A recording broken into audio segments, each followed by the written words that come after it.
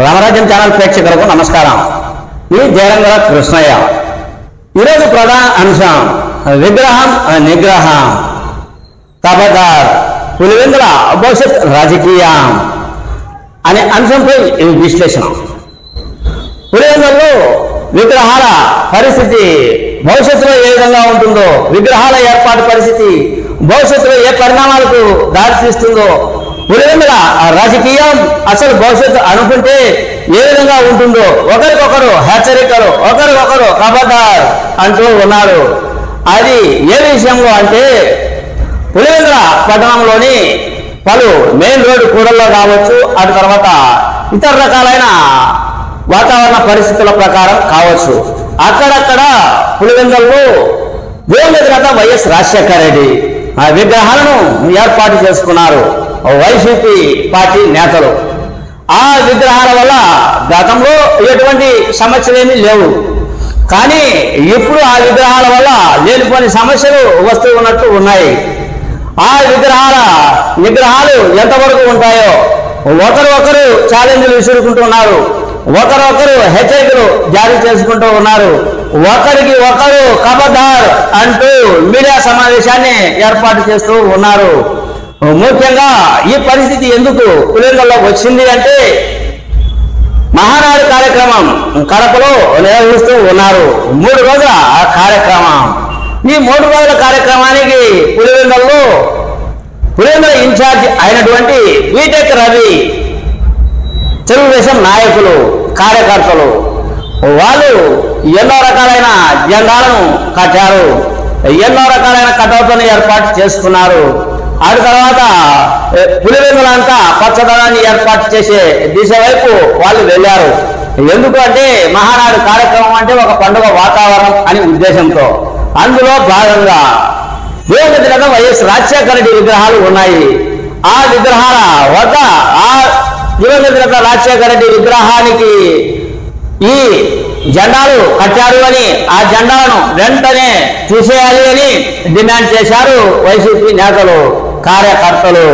కానీ హెచ్చరికలు జారీ చేశారు, జెండాలు తీసేశారు. ఆ తర్వాత జెండాలు మళ్ళీ కట్టుకున్నారు తెలుగుదేశం వాళ్ళు వచ్చి. ఏదైనా పరిస్థితులు కొనసాగుతూ ఉన్నాయి, ఇంతటితో ఆగిపోలేదు.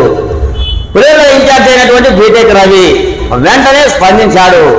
అసలు మేము ఆ జెండాలను విగ్రహానికి దూరంగా ఉండి కట్టాం, మేము పద్ధతి ప్రకారం ముందుకు వెళ్ళాం.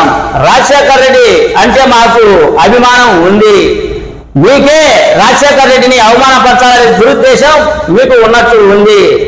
మీరు రాజశేఖర రెడ్డిని అవమానపరచడానికే మీరు ఇటువంటి సంఘటనలకు దారి తీస్తూ రెచ్చగొడుతూ ఉన్నారు తెలుగుదేశం నేతలను అని ఎవరు బీటెక్ రవి ఒక వీడియో పంపాడు మొత్తం అంతా సోషల్ మీడియాకు. ఆ వీడియోలో ఆయన మాట్లాడిన అంశాలు అవి. ఇది ఇలా ఉండగా ఆయన వీడియోలు చూసి ఆ సోషల్ మీడియాలో ఆ వీడియో హల్చల్ చేస్తుండడం పట్టి వెంటనే స్పందించారు కడప జిల్లా అయినటువంటి ఎంపీ అవినాష్ రెడ్డి. ఆయన కూడా పార్టీ కార్యాలయం నందు విలేకరుల సమావేశం ఏర్పాటు చేశారు. విలేకరుల సమావేశం ఏర్పాటు చేసి ఆయన కూడా హెచ్చరికలు జారీ చేశారు.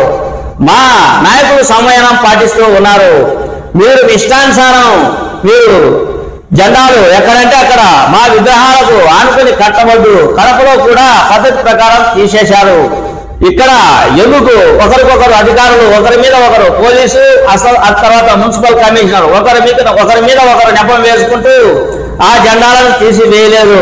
పోలీసులను అడ్డం పెట్టుకొని మీరు రాజకీయం చేస్తున్నారు, దద్దమ్మ రాజకీయం చేస్తున్నారు అని ఆవేశాలతో మాట్లాడాడు ఎంపీ అవినాష్ రెడ్డి.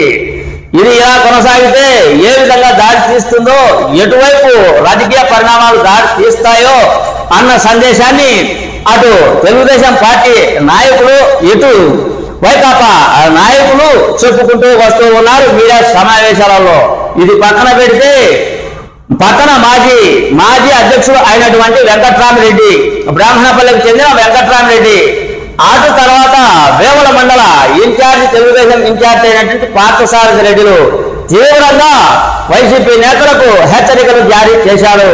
మేము విగ్రహాలను తొలగిస్తాం, ఎంత దూరమైనా వెళ్తాం, తగ్గే క్వశ్చనే లేదు అని వెంకట్రామరెడ్డి హెచ్చరిక జారీ చేసే విధంగా ఆయన కూడా మీడియా సమావేశంలో మాట్లాడారు. మేము సమాచార హక్కు చట్టం ప్రకారం అన్ని ఎక్కడెక్కడ విగ్రహాలు ఉన్నాయో ఆ విగ్రహాలకు ఎక్కడ పర్మిషన్ ఉందో, ఏ విగ్రహాలు పర్మిషన్ లేని విగ్రహాలన్నింటినీ తొలగిస్తాం, 1-2 విగ్రహాలు తప్ప అని వెంకట్రామరెడ్డి వైకాపా నేతలకు హెచ్చరికలు జారీ చేశారు, తగ్గేదే లేదు అని. అదే తర్వాత వేముల మండల ఇన్ఛార్జి అయినటువంటి పార్థసారథి రెడ్డి కూడా ఖబర్దార్ అంటూ వైసీపీ నేతలను ఉద్దేశించి ఆయన కూడా హెచ్చరిక జారీ చేశారు. ఏది ఏమైనప్పటికీ ఇరు పార్టీలు విగ్రహాలు ఆ తర్వాత నిగ్రహాలు ఆ తర్వాత ఎవరి ఖబర్దార్ ఎవరి ఛాలెంజ్ వాళ్ళది. ఈ పులివెందుల రాజకీయం భవిష్యత్తులో ఎటువైపు వెళ్తుందో వెంకట్రామరెడ్డి చెప్పినట్లు విగ్రహాలను తొలగిస్తారా? విగ్రహాలను తొలగిస్తే వైకాపా నేతలు కార్యకర్తల తీరు ఏ విధంగా ఉంటుంది? ఆ విగ్రహాల జోలికి వెళితే ఏం రాజకీయం జరుగుతుంది? పులివెందులలో ఛాలెంజ్లు విసురుకున్నారు. భవిష్యత్తులో వీళ్ళ ఛాలెంజ్లు ఎంతవరకు వెళ్తాయి? పులివెందులలో శాంతి భద్రతలకు ఏర్పాటు వస్తుందా? అసలు ఏ పరిస్థితికి ఎటువంటి కారణాలు చూపుతూ ఉన్నారు? ఒకరి మీద ఒకరు నెపాలు, విగ్రహాలు అంటూ, జెండాలు అంటూ, పీకండి అంటూ, ఖబర్దార్ అంటూ హెచ్చరికలు. ఏం జరుగుతుందో భవిష్యత్తులో? ఈ సంఘటన విగ్రహాలతో స్టార్ట్ అవుతుందా? వచ్చేది స్థానిక సంస్థల ఎన్నికలు వస్తూ ఉన్నాయి, మున్సిపల్ ఎన్నికలు వస్తూ ఉన్నాయి, పంచాయతీ ఎన్నికలు వస్తూ ఉన్నాయి. మహానాడు కార్యక్రమం అయిపోయిన అనంతరం హాట్ రాజకీయం విగ్రహాలపై జరుగుతుందా? వేచి చూద్దాం అన్నదే నా ఈ చిన్న వీడియో. నమస్తే.